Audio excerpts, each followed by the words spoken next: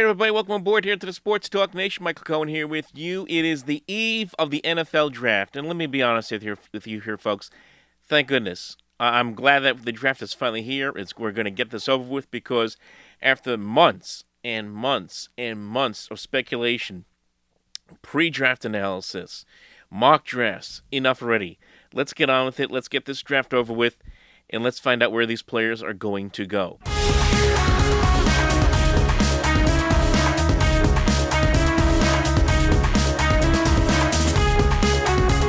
For focus here, of course, the big topic throughout this process has been where these quarterbacks are going to end up after Trevor Lawrence. We all know he's more than likely going to go slam dunk to the Jacksonville Jaguars with the first overall pick. After that, it looks more than likely, based on everything that has been reported, of course, the Sam Darnold trade from 3 weeks ago. We even mentioned it in the last Jets video that we did, that more than likely the Jets are going to go in the direction of Zach Wilson as their next quarterback. Now, all we have heard from even before the trade of Darnold and to this point has been this debate. What should the Jets do? Are they better off going with Justin Fields? Or are they better staying with Zach Wilson and going with him? And I could sit here for hours. We all could. Nitpicking every little detail that has been brought up between January to now about both of these quarterbacks. All the strengths, all the weaknesses. Of course, the strengths with Wilson, as we all know at this point, strong arm, makes a lot of big plays on the run, makes a lot, of course, off-platform throws. We have heard off-platform as much as anybody would like to hear. In fact, I have heard the term off-platform throw more than I think I have ever heard it in years, for that matter, with regards to Zach Wilson. We know that he can create a lot of plays on the run, and he is not turnover-prone. At least he wasn't turnover-prone in his last year in college. According to Pro Football Focus, just 1.2% of all of his plays were deemed turnover-worthy. He was also ranked the highest among quarterbacks last year in 2020 in the 2-minute drill in effectiveness of the 2-minute drill at 92.3%. We all know the positives with regards to Zach Wilson. We also know the positives with regards to somebody like a Justin Fields. Of course, also a player with a big arm, has a lot of moxie. We saw him play through a rib injury against Clemson and throw 6 touchdowns, probably the best game of his career. A player who has been consistently good for the most part in his last 2 years at Ohio State. Percentage of accurate throws of 10 or more yards. If you go by that, just by those numbers, you see that Justin Fields is right up there with Joe Burrow since 2018 at 56% of his throws were accurate of 10 or more yards compared to Burrow, who is at 57%. And you have Zach Wilson all the way down there at 51st, ranked at 45%. What does that mean? Doesn't mean may not mean a whole heck of a lot when you consider that Justin Herbert is right behind Wilson, that's ranked 61st at 44%. And of course, Herbert had a very good year with the Chargers last year. So you take these stats, you take these numbers for what they are. Again, there are concerns. Wilson being the small stature, about 6'2", 214, very slim frame. Can he withstand the hits that are going to come in the NFL? That's a big question. And also, a team like the Jets are going to have to build a very big team around him. We'll get into more of that in just a minute. Also, the fact that everyone keeps bringing it up. I might as well bring it up here anyway. The soft schedule that BYU did play last year was a concern. Didn't play any top 25 teams last year, or top 5 teams anyway last year. Of course, they did play Coastal Carolina, a game that they ended up losing. In that game, Wilson didn't play horribly, but he didn't play well enough to win that football game for BYU. Also, the one really great year in college last year, the 33 touchdowns, 3 picks, coming off of the year before where he had battled injuries, shoulder, hand surgery, and threw 11 touchdowns, 9 picks, had some good games, had some bad games. I know people were also bringing up the record against teams that had 10 or more wins, where he was, 0-5, over career 0-5 with 1 touchdown, 7 picks. I've seen that stat. So those are some of the knocks that we've seen on Wilson. We know some of the knocks that exist on Fields as well regarding pocket presence. He holds the ball too long at times. Sometimes he will force the ball, as we saw in the in the Big Ten championship against Northwestern, and of course didn't play very well against Alabama, still nursing that rib injury. So he is a guy who's going to take a lot of hits, and you have to wonder again. While he is a bigger guy, Fields, you keep taking those kind of hits in the NFL, durability is going to become a question mark as well. So we can, again, nitpick everything that we can possibly find about both of these guys, good, bad, and different for that matter. Here is the facts. Zach Wilson more than likely is going to go second overall to the New York Jets. Unless Joe Douglas is going to pull the wool right from over everyone's eyes and take Wilson, or take Fields rather, or take a Mac Jones, or even a Trey Lance, unless he's got the greatest poker face in the world and is going to trick everybody. Most likely that you're going to see Zach Wilson be the next quarterback of the New York Jets. And there are a lot of people who are excited about that for a lot of reasons that we've just mentioned and that we know of.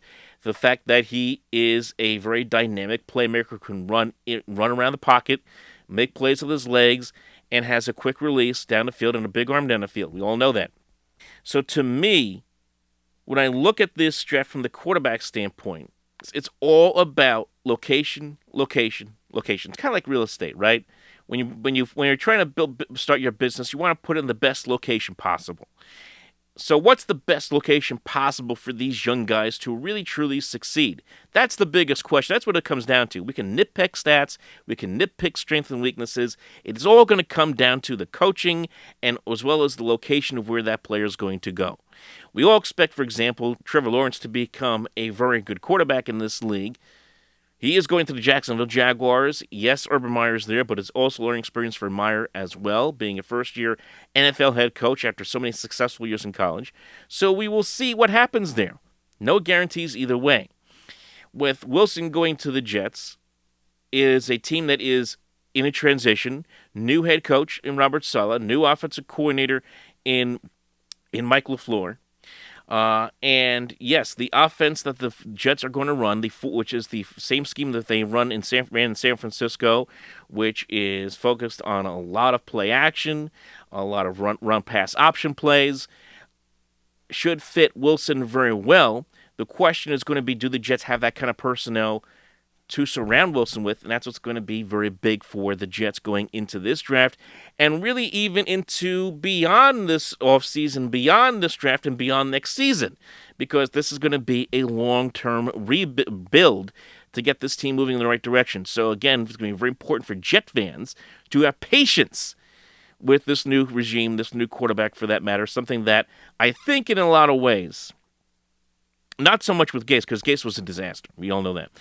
I think in a lot of ways, Jet fans were really quick on saying, putting all the blame on Sam Darnold for that matter, and a lot of fans were saying, oh, it's all Sam, he stinks and everything. We don't know whether he's, of course, now in Carolina. We don't know whether with a new head coach in Saleh, with LaFleur, what he would have looked like in this offense. We'll never know now. So we'll see what Wilson looks like with this team if they can build around him. If, on the same token, you have someone like a Justin Fields who, let's just say, drops in this draft, and a lot of people have him dropping to the New England Patriots at 15. If you ask me right now, that is a very good spot for any of these guys to drop, because you have the veteran head coach in Bill Belichick, you have the veteran offensive coordinator in Josh McDaniels, you have an organization that is top to bottom one of the best in the sport, if not the best in the sport. They've loaded up on free agents, and there's no pressure for that quarterback to start right away, because more than likely it's going to be Cam Newton starting the season.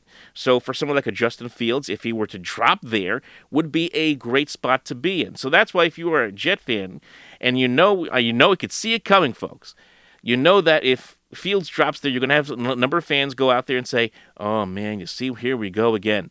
And you can certainly understand that, because after years and years of this list, and I'll put this on the screen, of quarterbacks that the Jets have seen come and go, and you have your number one tormentor in Bill Belichick get a guy that some people think was the second best quarterback in this prospect in this draft, yeah, it's going to cause a lot of people saying, oh my God, and groaning and moaning for that matter.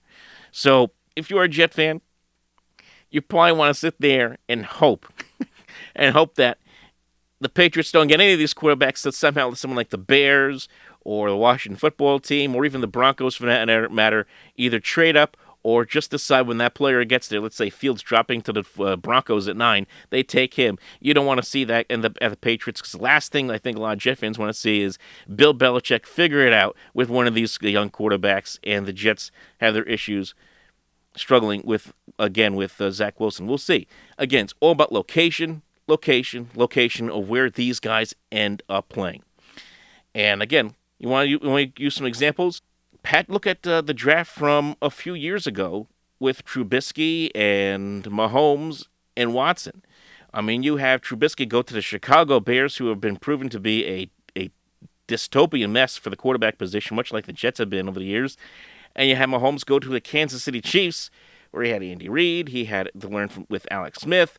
He had that kind of stability right there with him, and of course, he has become one of the best quarterbacks in the sport. So again, it's all about where you land. It's about who's your coach, and about how they integrate you into that system, and how well you fit into that system. So we'll see what happens. But as far as Zach Wilson is concerned, I really hope that it does work out for the Jets. Again, this list is torturous. 34 quarterbacks are on this list. 34 quarterbacks are on this list. Richard Todd, Matt Robinson, Matty Dormus, Pat Ryan, Ken O'Brien. I'm just going through now. Just go through some of the names: Browning Nagel, Boomer Esiason, and we all know them. Bubby Brister, Frank Reich, Neil O'Donnell, Glenn Foley, of course, Vinny Testaverde, Pennington, probably the two better quarterbacks on this list. At least they've had success with some success with the Jets. Brooks Bollinger, Kellen Clemens, Mark Sanchez. We can go up and down this list. Okay? And, of course, the Jets' last 2 times out have drafted quarterbacks in the first round, have not worked out. Hopefully this time they get it right. And for Joe Douglas, he's got to get it right. And the best thing to do, obviously, is, as I've mentioned a couple of times already in this video, build around the quarterback. And their offensive line, according to Pro Football Focus, again, I'm going to use them as a reference point. The Jet offensive line was ranked 29th in the league last year. Even though they had Mekhi Becton on the left side of the line, 29th in the league last year. They were really, really bad. Only the Bengals, Giants, and even the Chargers were worse. There's going to be some offensive linemen after Penei Sewell, who a lot of people think will be drafted early in the top 10, for the Jets to get. Maybe a Rashawn Slater. Maybe he'll drop down that far. Christian Darrisaw or Elijah Vera Tucker at a USC guard. A lot of people have Vera Tucker dropping to the Jets at 23. And he would certainly solidify the left side of the offensive line for Gang Green if they're able to get him. Now, big key of this is going to be the fact that there's other teams who need offensive line help, namely those guys. That's, of course, the New York Giants. The Giants have a lot of issues. As I just mentioned, their offensive line was worse than the Jets last year, ranked 31st in the NFL.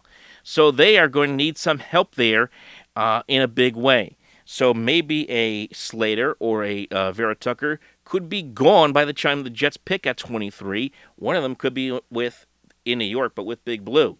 It's very, very possible. And I know a lot of people, and I've seen a lot of mocks already, where people have the Giants going out and drafting a wide receiver. Some people have them getting Devontae Smith. Some people have them getting Jalen Waddle out of Alabama as well. So I don't know about that. The Giants have a lot of talent offensively as it is anyway, especially after the addition of Kenny Galladay. I think they should go offensive line, focus there, focus in the middle. They keep talking about hog mollies, right, with David Gettleman. It's time to address that for once with the Giants and get that right because they have enough talented pieces around Daniel Jones to make things work. They just got to find a way to keep them upright. So that could have an impact on what is available to the Jets at 23 if they should stay at 23, unless they want to try to find a way to trade up and get one of these offensive linemen. And then I think another thing the Jets should look for, and I know they got a lot of needs. Corner, of course, is a big need. Edge rusher is a big need. Maybe even running back. I think that is going to be very important. I'm not a big fan of the Jet running back room right now going into the season. So maybe you look at Najee Harris out of Alabama, does a Travis Etienne out of Clemson, and do one of those guys drop into the second round. It's possible. Javonte Williams out of UNC, but there's also rumor that he could be a surprise first-round pick. Maybe even Michael Carter, also running back out of UNC, could be there as well in the second round. Do the Jets take a running back in the second round? And I think it's very important for the Jets to build the offensive line, build their running back room, and surround Zach Wilson with as much talent as possible in the front line. They really have to do that and take some pressure off of him, because there is no veteran quarterback in the room right now. All right, there's no veteran quarterback that's going to start week one and progress Zach Wilson. No, it's not going to happen. He's going to be thrown right into the fire week one. He's going to be the starter week one wherever the Jets are playing, whether it be at home or on the road. So, to me, kind of like what the Jets had in 2009 with Sanchez, they're going to need to have a team that can play great defense and have a solid offensive line and a good running game to really make that transition run a little smoother than it will be right now for Zach Wilson. At the same time, the Jets, do they have as talented as a team as they did back then in 2009? No, of course not. So this is going to be, as I mentioned earlier, a work in progress for Gang Green. And I again stress, patience is going to be key for the Jet fan. I know there's going to be a lot of hand. You can see it now. I know that the Jet fan base has been divided on this. I see the comment sections, whether it be on this channel or on some other channels. A lot of division going on with a lot of Jet fans out there about what they should do and what they will do. I will say, but the facts are, it's all about, I mentioned this in my last Jet video, it's all about Joe Douglas. It's all about Joe Douglas. It's all about Robert Saleh. It's about these two guys putting together a solid football team around this quarterback if he is indeed going to succeed. Something they didn't do, or at least Douglas didn't do, with Sam Darnold when he was here. So, folks, remember what to do. Like and subscribe right here to the Sports Talk Nation. We'll talk to you next time. Tomorrow, of course, being the first round of the draft. If I have an opportunity, I'll do a very short, retrospective thing. Here's who got picked and where. But we will have a full analysis of this. I'm going to have some guests on probably after the entire draft is over, so we can kind of look at the big picture and see what these teams look like as we head towards minicamp, and of course the off-season workouts and programs for that matter. So like and subscribe, people. We'll talk to you next time here on Sports Talk Nation. Follow us on Twitter at OpenMikeNJ, Facebook.com/OpenMikeProgram. We'll talk to you next time.